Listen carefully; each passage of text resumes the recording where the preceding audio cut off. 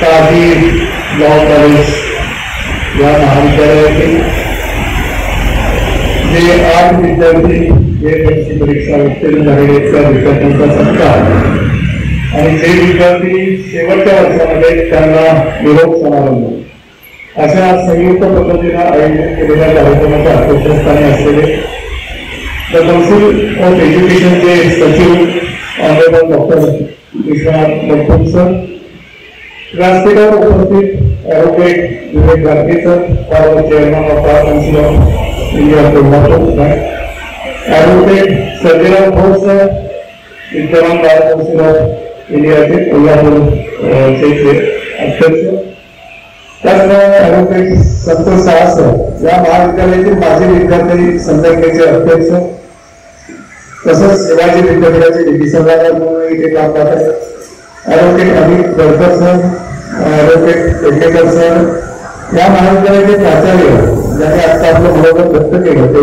Doctor Pravin Patil sir, advocate Suhas Patil sir, व्यासपीठासमोर उपस्थित सर्व विद्यार्थी, पालक, शिक्षक, लॉ कॉलेजमध्ये यायचं म्हणलं की मला थोडी भीती वाटते. त्याचं कारण असं की प्रवीण पाटील सरांनी सांगितलं law is all about patience, पण लॉच्या विद्यार्थ्याकडे सगळ्यात कमी पेशन्स आहेत असं मला वारंवार वाटतं. कारण विद्यापीठाचं प्रशासन चालवत असताना सगळ्यात जास्त तुम्हाला फेस करावं लागतं तर ते लॉच्या विद्यार्थ्यांना, आणि लॉच्या विद्यार्थ्यांना लॉ हा बदलण्यासाठी किंवा मोडण्यासाठी करतो अशी एक धारणा नवीन काय असं मला राहून बघू. कारण कुठला नियम आहे या नियमाची माहिती प्रवेश घेण्यापूर्वी करून घेणं आवश्यक असतं, पण तो करून घेतला जात नाही. त्यानंतर परत पुढे तो नियम आपल्याला अडचणीचा ठरतो हे लक्षात आल्यानंतर तो नियम बदला किंवा आम्हाला सवलत द्या, आणि सवलत नाही दिली तर आम्हाला अमानुषपणे वागवलं जातं. अशा प्रकारचं काहीतरी पोस्टिंग करणं, अशा प्रकारची कामं लॉच्या विद्यार्थ्यांकडून बऱ्यापैकी केली जातात आणि याच्यामध्ये मुलं आघाडीवर असतात. आता सुद्धा सत्कार करत असताना एक मुलगा आहे आणि बाकीच्या 7 मुली.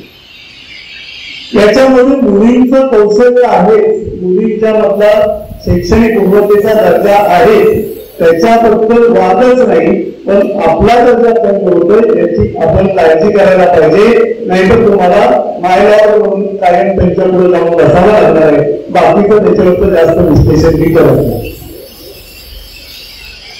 खरं सांगायचं तर वकील आणि मी त्यांचा खूप वेळून संबंध आहे. त्यातच नंतर भविष्यामध्ये जे सुप्रीम कोर्टाचे मुख्य न्यायाधीश आले, अशा एका न्यायाधीशांच्या समोर सुप्रीम कोर्टाच्या न्यायाधीशांच्या समोर शक्यतो साक्ष होत नाही, पण तशी साक्ष द्यायची वेळ माझ्यावरती आलेली आणि ती संतोषास्त्र साक्षी झाली. मला का पाठवावं लागलं आणि कशा पद्धतीने साक्ष दिली हे मला करावं लागलं. दुसरी गोष्ट नंतर झालेले सुप्रीम कोर्टाचे मुख्य न्यायाधीश उदय ललित सर यांच्याबरोबर एक पिटिशनरचा प्रतिनिधी म्हणून मला इम्पॅक्ट व्हावा लागला. हायकोर्टामध्ये झालेले 2 न्यायाधीश आहेत ते शिवाजी विद्यापीठाचे वकील होते आणि त्यांच्याबरोबर सातत्याने संवाद साधावा लागला आणि त्यामुळं न्यायालय वकिलांच्या बरोबरचा संवाद या सगळ्या गोष्टी फार जवळून अनुभव केले. वेगवेगळ्या प्रकारचे वकील याच्यामध्ये भेटले. त्यातले अमित बोरकर यांच्या अगोदरचे शिवाजी विद्यापीठाचे वकील जे होते आणि नंतर न्यायाधीश झाले ते राजेश केतकर सर, यांच्याबद्दल मला आवर्जून सांगावं वाटतं. त्यांच्याकडे आम्ही जायचो आपले वकील म्हणून, आणि तिथं गेल्यानंतर असं वाटलं की ते आपले वकील आहेत तर विरोधी पार्टीचे वकील होते. इतके प्रश्न विचारायचे, अशा पद्धतीने प्रश्न विचारायचे की समोरचा माणूस वैतागला लागला. आमच्या बरोबर जे असायचे ते सुद्धा वैतागायचे. बरोबरचे एक असिस्टंट रजिस्ट्रार होते, ते एक दिवस त्या केतकर सरांना म्हटले तुम्ही असं का सारखं तिरक्यात विचारता नाही, तुम्ही आमचं वकील आहे त्यांचे वकील आहे, केस आपण जिंकणार आहे. ते चिडले तरी मला थोडी बाजू सांगून गेले आणि नंतर आमच्या गप्पा झाल्या आणि नंतर जाताना विचारलं सर तुम्ही इतक्या पद्धतीने इतके प्रश्न असे विचारतो की खरंच समोरचा माणूस वैतागतो असं का करतो. तर त्यांनी सांगितलेलं उत्तर माझ्यासाठी महत्वाचं होतं आणि आत्ताच्या बाहेर जाणारे विद्यार्थी या प्रोफेशन मध्ये काम करणार आहे त्यांच्यासाठी महत्वाचं वाटतं मला, म्हणून मी मुद्दाम उदाहरण देतो. त्यांनी सांगितलं की प्रकरण नेमकं काय हे तुम्हाला माहित असतं आणि तुम्हाला ज्या वेळेस मी विरुद्ध बाजूचे प्रश्न विचारतो त्यावेळेस तुम्ही तितक्याच पोटतिडकीने त्याची उत्तर देत म्हणत आणि मला कोर्टात नेमकं काय सांगायचं याची तयारी होती. कारण घटना काय आहे, प्रसंग काय आहे, त्यासाठीचे कायदे काय आहे, ऑर्डिनन्स काय आहे, स्टॅट्यूट काय आहे याची माहिती तुम्हाला. मी प्रत्येक पुस्तक वाचायला वगैरे एक केस मला 1 महिन्याभराचा अभ्यास करून लागावी लागेल. अशा शेकडो केसेस असतात आणि त्या केसेस क्लिअर करायचे असेल तर तुम्ही जितकी चांगली इन्फॉर्मेशन द्याल तितका विचारलेला स्टँड चांगला ठरतो आणि तितके चांगले भक्तांप्रमाणे बाजू मानता येईल. त्या दृष्टीनं प्रत्येकाला प्रयत्न केले पाहिजेत असं मला वाटतं. आणि त्यासाठी या महाविद्यालयाच्या विद्यार्थ्यांनी पेशन्स ठेवून अतिशय चांगल्या पद्धतीनं काम करावं. आज मी थोडा वेगळ्या मोडमध्ये वेगळ्या पद्धतीनं बोलणार आहे कारण आज हनुमान जयंती आहे आणि हनुमान जयंतीच्या दिवशी हनुमानाकडून आपल्याला काही शिकता येते याची थोडी आपण उजळणी केली आहे. देव म्हणून मानायचं की नाही हा याचा त्याचा प्रश्न. तुम्ही माना नका मानू, आपल्या घटनेने सांगितलं तो वैयक्तिक भाग आहे, वैयक्तिक पूर्ण करायचं. मात्र माझे स्वभाव आहे की प्रत्येक जे माणूस प्रत्येक जे चरित्र आपल्या समोर येतं त्याच्यात चांगलं काय आहे ते शोधायचं. आणि आज हनुमान जयंती असल्यामुळे आपण हनुमानाच्या बद्दलच काय विचार करू नये असं सकाळी आलं माझ्या मनात आलं आणि म्हटलं या मुलांच्या पुढे ते सांगावं.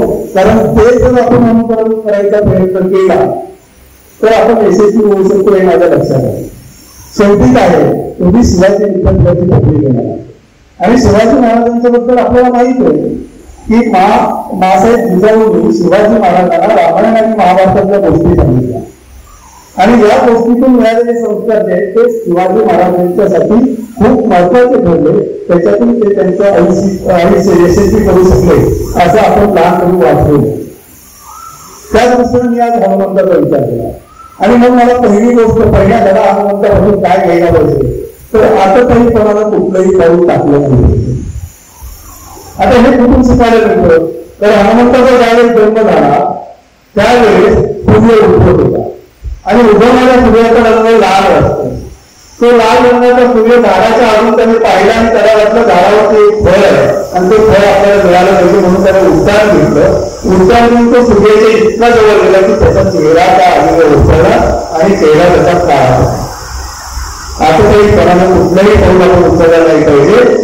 अशा पद्धतीचा निर्णय घेऊन जर पाऊल टाकलं तर आपल्याला धोका होऊ शकतो, आपल्याला त्रास होऊ शकतो.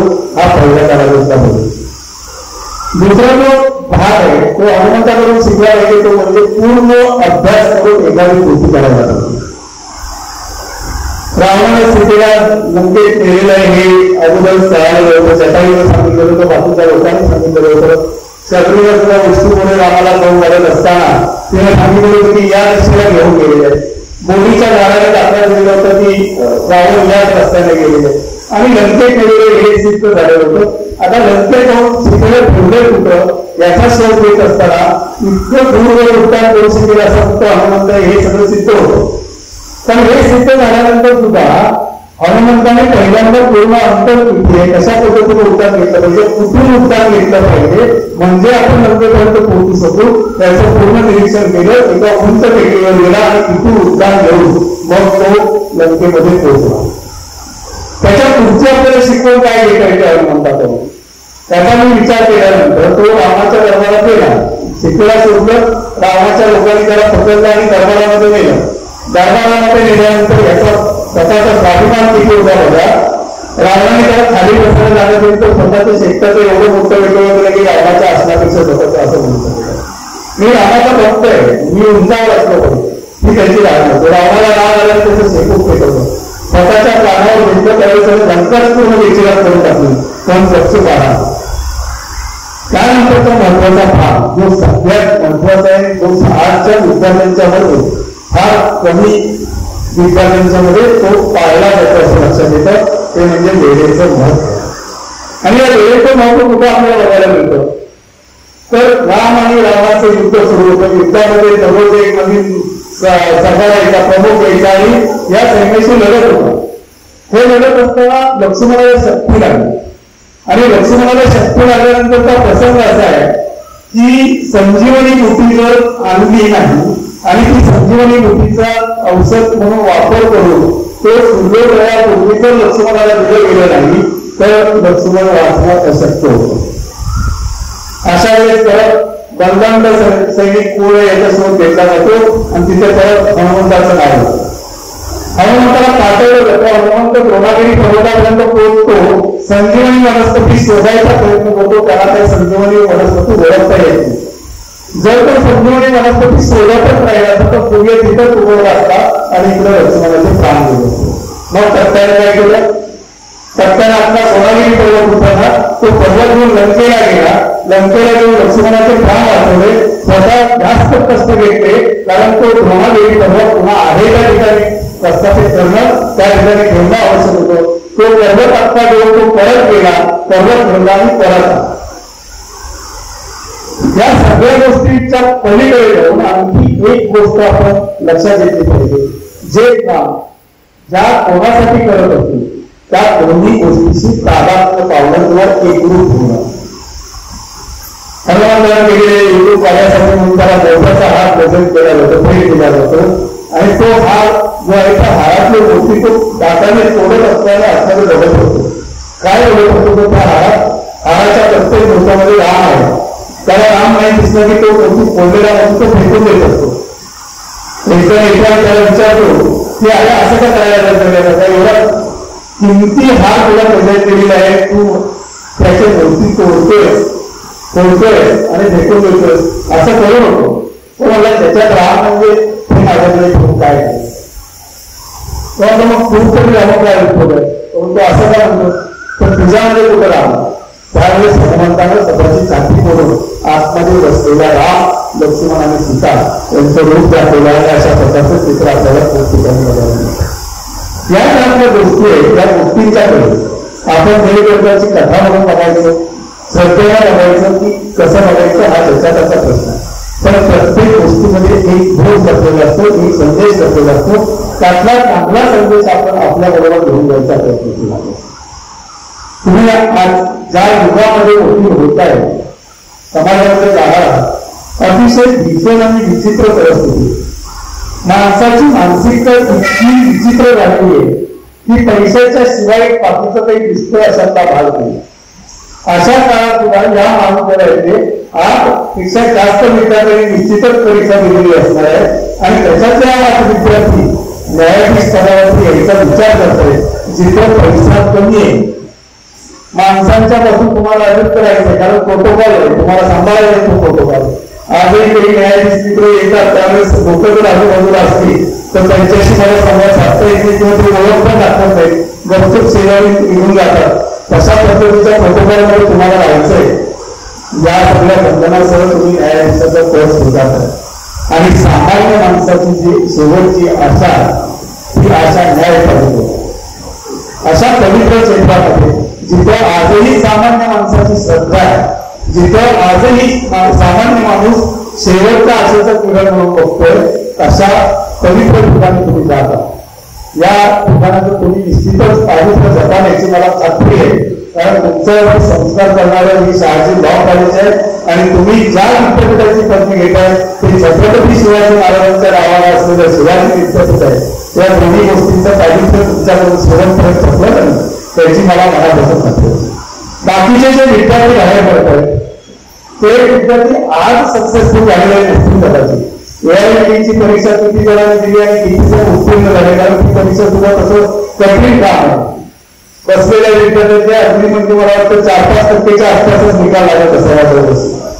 पण तुम्ही सर्वांनी तो प्रयत्न करायला पाहिजे, मनापासून प्रयत्न करायला पाहिजे. आपण कुठं कमी करतो याचा शोध घ्यायला पाहिजे. आजपर्यंत खूप झालं भांडण करायचं, आंदोलन करायची, त्यासाठी येऊन अधिकाऱ्यांशी वादविवाद करायचे, कॉलेजमध्ये आल्यानंतर भाषणांच्या समोर आपण निघतो म्हणायचं, हे सगळं आता बाजूला ठेवतो. आता तुम्हाला एक लायसन मिळालेलं आहे. हे लायसन मिळाल्यानंतर गाडी तुम्हाला चालवायची. काही दिवस कदाचित तुम्ही सिनियर वकिलांच्या बरोबर काम करा, त्यांचं मार्गदर्शन तुम्हाला मिळेल. पण ते मार्गदर्शन घेत असताना पूर्ण मनापासून या प्रोफेशनमध्ये यायचा प्रयत्न करा. करायचं म्हणून केलं, असं केल्यावर काही होत नाही. तुम्हाला हनुमंताच्या गोष्टीमध्ये सुद्धा सांगितलं की त्या गोष्टीशी आपण एकरूप व्हायला पाहिजे, आदर्श पाहिलं पाहिजे, तरच आपण आयुष्यामध्ये यशस्वी होऊ शकतो. आणि आपण गोल जे आहे ते गोल असे छोटे छोटे वेगळे नाही पाहिजे. आजपर्यंत खूप झालं, खूप गोष्टी आपण मिस केलेल्या आहेत आयुष्याच्या या मरणापर्यंत आपण पोहोचेपर्यंत अनेक सण आपण वाया घालत होते. कशात वाया घालवले याचा विचार आत्ता करण्यात अर्थ नाहीये, कारण पाठीमागे जो काळ गेलेला आहे त्या काळाचं आपण परत आणून त्याच्यामध्ये काही सुधारणा करून बघू शकत नव्हतो. इथून पुढे काय करायचं हे फार महत्वाचं. आणि त्याच्यामध्ये माझे रिक्वेस्ट आहे तुम्हाला सर्व विद्यार्थ्यांना की खूप खूप खूप वाचन करा, खूप वाचन केलं पाहिजे. आता काय परीक्षा द्यायची नाही म्हणून आता वाचन करायचं नाहीये, तर आपलं व्यक्तिमत्व सुधारलं पाहिजे याच्यासाठी वाचन केलं पाहिजे. आणि वाचन करत असताना तुम्हाला ज्या प्रोफेशन मध्ये राहायचे, कार्य करायचे, त्या प्रोफेशन मधल्या पहिल्यांदा फार मोठ्या लोकांची जी चरित्र उपलब्ध आहे त्या चरित्रांचं पहिल्यांदा वाचन करा. त्यांना कुठले अडथळे आले, आज तुम्ही पदवीची डिग्री घेऊन बाहेर करता, सरास मिळाली, त्याच्यानंतर लगेच तुम्ही नाविकांशीवाला होऊ शकणार नाही. कपिल सिब्बल यांचं नाव घ्या, कपिल सिब्बल होऊ शकणार नाही. अभिषेक मनोश्री लगेच उद्यापासून म्हणून तुम्ही तुम्हाला ओळखणार नाही. तुमची ओळख तुम्हाला स्वतःला बनवायची, आणि ती ओळख बनवायची असेल तर खूप वाचन केलं पाहिजे. वाचनाशिवाय आपलं व्यक्तिमत्व घडू शकत नाही, वाचनाशिवाय आपलं व्यक्तिमत्व घडू शकत नाही. वाचन करायचं म्हणजे नेमकं काय करायचं हा पुढचा आणखी एक प्रश्न आहे. कारण आपण आजपर्यंत खूप वाचलेलं आहे, ते वाचलेलं ते परीक्षेसाठी महत्वाचं म्हणजे वाचलेलं आहे. इथून पुढच्या काळामध्ये वाचून आपल्याला त्याच्यातून काहीतरी शिकायचंय, याच्यासाठी ते वाचन व्हायला पाहिजे. तुम्ही प्रत्येकाने तो जास्त जपावा, तो जास्त प्रत्यक्ष कृतीत उतरवावा आणि खूप मोठं वकील व्हावं. इतका मोठा वकील व्हावं की तुमच्या सत्काराचा सोहळा याच गावांवरती आयोजित करावा किंवा आणखी मोठ्या गावांवरती आयोजित करावा, आणि त्या कौतुक सोहळ्याला सुद्धा उपस्थित राहण्याचं भाग्य आम्हाला मिळावं, असं तुम्ही प्रत्येकाने प्रयत्न करावे अशी तुम्हाला सर्वांना विनंती करतो. ते तुम्ही केलेले जे प्रयत्न असते ते प्रयत्न प्रत्यक्षात उतरावे यासाठी मी तुम्हाला सर्वांना शुभेच्छा देतो. या ठिकाणी मला बोलावल्याबद्दल संयोजकांचे मी मनपूर्वक आभार मानतो. आपण शांत चित्ताने ऐकून घेतलं त्याबद्दल तुमचेही आभार मानतो आणि मानतो. जय हिंद, जय महाराष्ट्र. खूप धन्यवाद सर.